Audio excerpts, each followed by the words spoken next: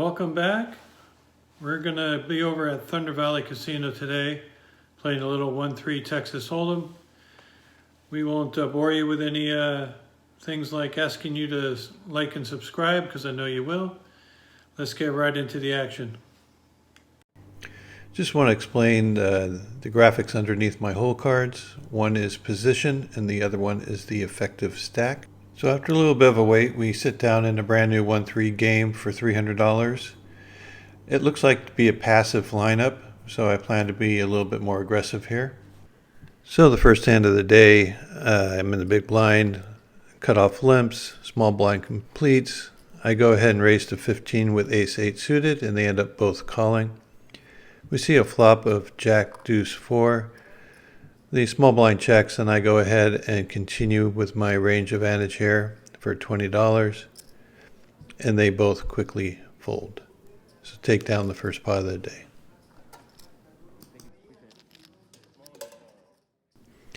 This hand I'm on the button and I have a limper from the cutoff. I decide to isolate, so I raise with queen 9 of clubs. He goes ahead and calls. Flop is queen 5 deuce. He checks to me. I'm going to do my standard continuation here for $13, and he quickly folds the hand.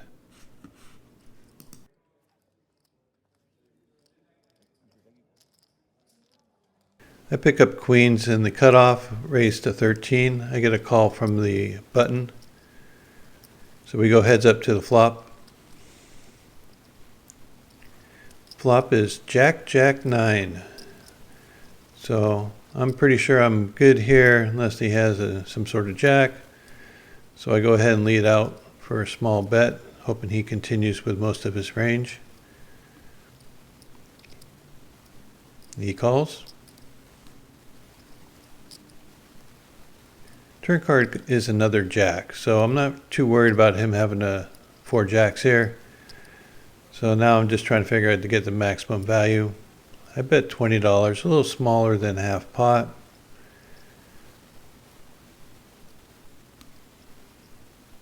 He thinks for a little bit and then decides on a call. So with 93 in, we see a river card of a 6 of hearts, which brings in a backdoor flush draw. But right now I'm just trying to get value out of a non-believer. So I decided to size to $50 here. If he has some sort of 9 or pocket pair, he'll probably call off. He might even call me with an ace-high type of hand. As I said, I've been fairly active these first couple hands, so he probably wants to look me up. He puts in the call, and I show him the queens, and he quickly mucks. Here we have queen 8 of diamonds in a 5-way limp pot. I was in the big blind, so I see the free flop. It's a good flop. Comes king high with diamonds. It gets checked around. Turn card comes as a jack of spades, so now I'm open-ended with the flush draw. I put out a small bet, trying to get some action from somebody. If I make it, I'll bet for value. If I miss, I'll go ahead and bet for a bluff. Anyway, I end up catching the 4 diamonds on the end. So I decided to size to about 2/3 pot. Put out the bet, and they quickly fold. We open under the gun with 8-7 of diamonds for 13 and get one caller from the cutoff. Flop comes king 5-3 with 2 diamonds. We're going to go ahead and continue here for $13. Doesn't take long, but the cutoff calls. Turn card comes as a 7 of clubs. This is pretty good for us. We now have a pair with our flush draw. So we're going to go ahead and continue again for 25. With our range advantage and our strong action so far, it's hard to believe that this player will call with anything less than a king with a good kicker. So he thinks for a little while before finally releasing his hand, and we take another one down. We're in the small blind with ace-queen offsuit. The person on the button is a very tight player who opened for a raise, so I'm putting them on a big pair or ace-king type of hand. So I just go ahead and flat. 2 other players behind me also call. Flop comes ace, 10, 9, and we check to the button, who puts out a bet for 25.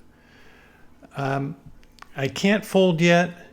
I'm pretty sure they have ace king, and I go ahead and put in the call. I think I'm getting the right price to go ahead and draw. If I catch a queen or a jack or something like that, I think I can safely continue.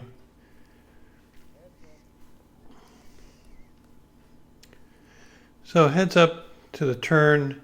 It's a 7 of clubs. Absolutely no help for me. If he makes any reasonable size bet, I'm going to have to fold. He bets out 30. And for 30, I'm getting too good of a price. I call 30 to win a $160 pot. I'm pretty sure I'm behind at this point. River card comes as a 5. I was hoping for something that I can scare him with, like a jack or an 8. Anyway, he ends up turning over ace king. I'm in a hijack with a pair of 10s and open for a raise to 13. It gets folded to the button, who has a short stack of $47. He goes ahead and ships it.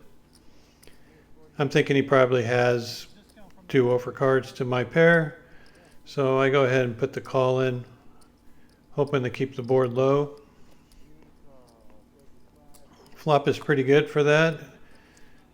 Comes 4-4 deuce, turn card's an 8, and then the river card is a king. And he ends up showing us king jack of spades.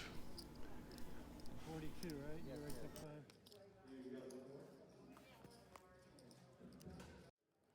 5. Here we have ace queen of diamonds open under the gun for 13.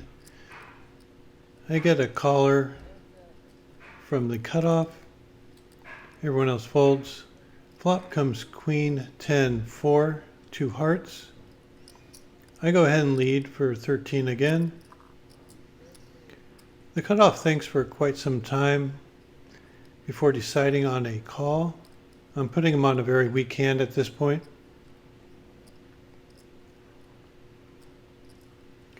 So with 55 in, we see a turn card of a 9 of hearts. I really don't care for this card. Puts a lot of possible draws out there. He's short stacked, so I just put him to the test, and he quickly and emphatically calls. I start to turn over my hand, and he shows ace of hearts with a 9 of spades. In this spot, a good player opens for 11. I call on the button with ace 10 of diamonds, and now the small blind decides to squeeze. This is the first squeeze they've done all day long. In fact, this is the first 3-bet anyone has done besides myself all day long. So I'm putting him on a real premium hand. I would rather call this with a hand like a 6-7 or 7-8 suited than with an ace 10. If he has ace king, I'm dominated. If he has a big pair, I'm not going to get paid off if I flop an ace. It's just all around bad situation. So I decided to let it go. I know it's a little bit on the nitty side, but I don't think that I'm going to get the action needed to make this a profitable play. The under the gun goes all in for 30. A very tight, solid player raises to 80. I put his range as 10s plus, ace king. So with 2 jacks, I'm only beating the 10s and I'm flipping with everything else if I'm lucky. It's hard to put $80 in that situation, so I just go ahead and let it go. If he didn't have me beat, it was a good bet on his part. Anyway, he ended up having ace king and wins it with ace high. All right, we're on the button with 2 black kings. There is 1 limper, and I go ahead and raise to 17, and only the blind calls. Flop is ace, jack, 6. Now the person in the blind thinks for a while, and he just ends up shipping his entire stack in, which is around 70 bucks. I just go ahead and let this one go. I'm in the big blind with ace 5 offsuit. Player limped and the small blind completed. I decided to squeeze to $20 here. And now the first limper goes ahead and just shoves his stack in, which isn't that much more, another $27. I figure ace high is too good here to let go. He ends up showing king queen of clubs, and my ace high takes this down. I open for a raise with king queen offsuit. Just the person behind me puts the call in. Flop comes ace king 4. This person has been taking advantage of people whenever they show weakness. He ends up betting it, probably at a higher frequency than he should. So I decided to check this one to him and let him go ahead and bluff if he's bluffing. I have a good hand to value call with. Turn card comes as a queen. I'm going to go ahead and let him continue with his hand. He goes ahead and puts out another bet. It's time for $20. I still think he's weak here. I thought about raising, but I kind of want to keep all his bluffs in. And then when the river card comes up as a diamond, puts the backdoor diamonds in here. I wasn't sure whether he was going to bet anymore. I think he might surrender on the hand. So I go ahead and put in a small bet for 25. It could be a blocker bet kind of idea. So he might want to call me light if he had anything. I thought maybe he had a king in his hand. Anyway, he thinks for a little bit and decides on the call. And I show him the 2 pair, and he flashes that he had queen 9 of clubs. The strong player opens for a raise to 16. Fairly big sizing considering the way the game's been playing. The player to my right calls. I decided to call with my pocket 9s, set mining. I put him on a really big hand, meaning we get 2 callers behind us. The flop comes queen 10-3, all different flavors. The first person ends up shipping his rest of his stack for $76. You got to put him on at least a pair of queens here. Now the initial raiser goes into the tank for a while. He's probably has a hand like ace king. He's trying to calculate whether he's getting the proper odds to call for a gut shot with the 2 overcards. So after deliberating for a while and figuring out whether he thinks he's getting the right price to draw, he goes ahead and puts in the call for the 76. Once he calls, the player to my right quickly folds, and then it's up to me. And of course, I was done with the hand as soon as I saw the flop, so I get out of the way. And the player who shoved all in, he ended up having ace queen of clubs, and he got a clean run out, and he took the pot down.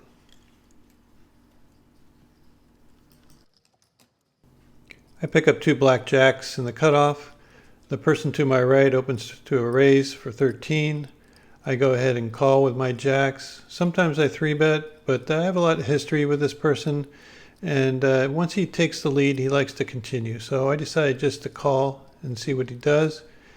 The 2 blinds also call. The flop is pretty perfect. It comes ace, jack, deuce. He leads again for 15. I'm just going to call here. It's a pretty dry board. And we get one of the blinds calling and the other one folds. The turn card comes is a 4 of hearts. Another very good card for our hand. It gets checked to the person who leads again, this time for 30. When he leads here again, I'm putting him on a strong ace. I think if he would normally slow down if he didn't have that. So I decided to go ahead and raise here.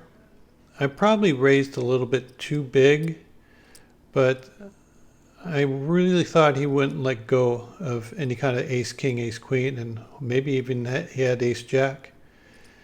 The other player folds here after I raised to 100.